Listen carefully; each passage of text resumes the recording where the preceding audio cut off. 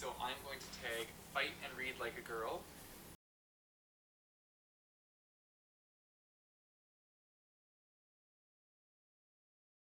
That's right, guys. I have been tagged in a book challenge. First one. Cool. I'm actually excited to do this one. So this is Judge a Book by its cover, or what makes me pick up a book tag. And this was posted originally by Breakeven Books. He's the one that tagged me. And I'm not sure. I'll have all the original content and everything like that down below, as well as the questions and whatnot. But I'm just going to read the questions off of his video. You guys are curious on him. He actually seems to like a lot of the same books that I do, so I definitely would recommend checking him out. I will leave a link to him down below. And thank you to Breakeven Books for tagging me. I absolutely love his videos. He is just fabulous. So let's go ahead and just jump in, because I only got about 45 minutes. Nope. Well, yeah, about 45 minutes until I have to be at work. So let's jump in. Okay, so question number 1. Do you judge a book by its cover? I feel like for me, that's a yes and no question. I definitely feel like sometimes I do judge a book by its cover, because what made me pick up this one was just the beautiful artwork and stuff that was on it. And I have a couple other books that I have that I picked up because of their cover. But yeah, I do judge a book by its cover. Okay, and question number 2. Focusing on the cover, what attracted you most to pick it up? Bright, colorful, and red. Red is my favorite color, and anytime I see red on a book cover, I'm kind of usually all over it. Question number 3. Do you read the synopsis first or prefer to go in without knowing anything about the book? It really depends, I feel like, on the book with that question, because I like to know what the book is about, but when it comes to certain authors, I pretty much would go in blind. So if it's a mystery thriller, I kind of want to I don't really want to know much about it, but I just kind of want the basic of it. Usually sometimes the tagline is what sucks me in, but more or less, I feel like 9 times out of 10, I like to read the synopsis, if that makes any sense. I hope. I don't even know. Does that make sense? Maybe. Whatever. Moving on. Question number 4. Well, I guess this kind of ties into the last question that I had. Do you have anybody who you ought to buy authors, and authors that you know you always go out and buy them without even knowing anything about the book? Yes, I have at least 2 I can think of off the top of my head, and that is Cornelia Funk and B.A. Paris. Those are the 2 that I will probably and forever, just if I see a book that they've written, I'll just probably buy it, and I'll probably mentally reading it and not even read anything about it, just dive right into it. Actually, I can think of another one, so there's at least 3 that I have. Cornelia Funk, B.A. Paris, and Alison Noel. I absolutely love Alison Noel. Like, she is one of my favorite YA authors. Alright, number 5. Are you more likely to pick up a book if it includes specific elements or themes? Example, LGBTQ, mental health, rep, disability rep, etc. I really don't think I have that kind of theme or element genre in my life. I mean, I'm mainly just one of those people, if you recommend a book to me, I will pick it up and I will read it no matter what the rep is in it, or the elements or themes. But I feel like I honestly lean more towards the fantasy side of everything. I kind of like diving into like different worlds and different creatures and different like people who have magic powers or things like that. Like, that's kind of what I more strive to. Why did that come out weird? That's what I seem to more strive to.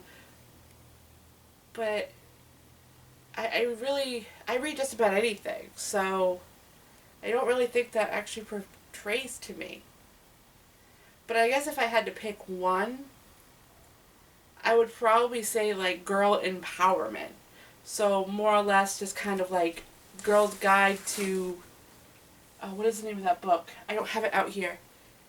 To be a girl, the Girl Genius book. I'll put a picture of that right here.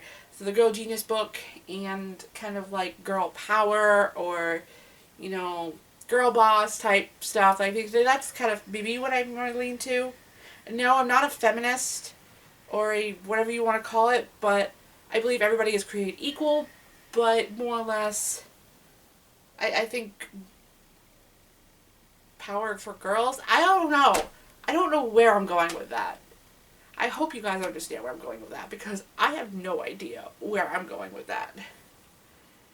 My mind is like gone. I'm tired. It's been a very, very long week. Blech. Moving on. Right.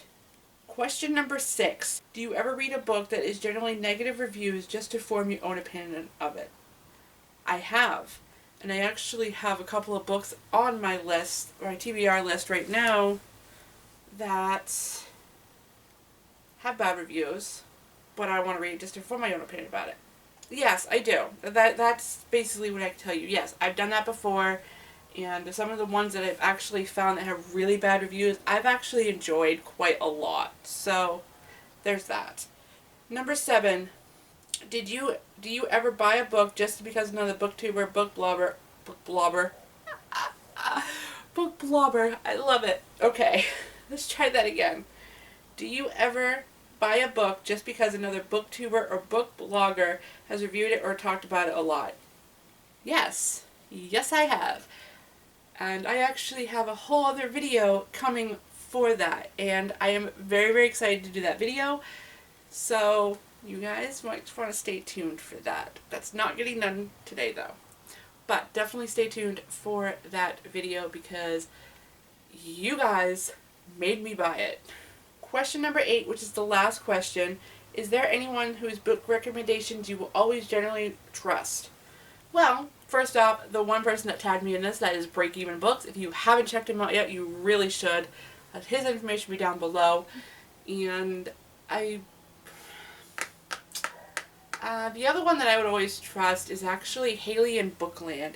I will leave her information down below. She is the one that kind of inspired me to do my whole booktube channel, so I really, really adore her. I think she is fabulous, and her and I are kind of a lot alike. She's Canadian though, but still, and I'm not saying that's a bad thing. She's Canadian and I'm American, but she and I have a lot of the same personality traits, as it seems like. Her and I like a lot of the same things, and she's obsessed with Alice in Wonderland, which Alice in Wonderland is kind of like one of my little obsessions, but still, it's not like a huge obsession like her, but I love her dearly anyway. So, yeah, those are the two that I'd probably trust the most that I can think off the top of my head. So Breakeven Books and Haley in Bookland, and also I would trust anything from Marissa Curtis. She and I have a lot of the same taste when it comes to books. She obviously does a lot more reading than I do, but it is what it is. So those are the 3 that I can think of, and I'll leave them linked down below. And speaking of which, this is now where I get to the point where I start tagging people. So right now, I believe I'm going to tag the lovely Marissa Curtis because I always tag her every time I do a tag video. If she has already done this, just leave her your video down below, and I will love to go jump in and see it. And another person I'd like to tag in this is the lovely Library of Elizabeth. She hasn't done a video in a while, and I kind of miss her. So I hope she's okay, and I'm hoping we can see her back here relatively soon. So if you guys made it this far, thank you so much for watching this video. Don't forget to check out all my links down below because I leave those down there for you guys, because if I'm not recording a video and I'm not working, I'm probably on social media, so that's why they are there for you. And don't forget to hit that subscribe button because I'm kooky, I'm weird, and I'm random, and I always post videos at random. So, thank you so much for watching, guys, and I'll see you next time. Bye!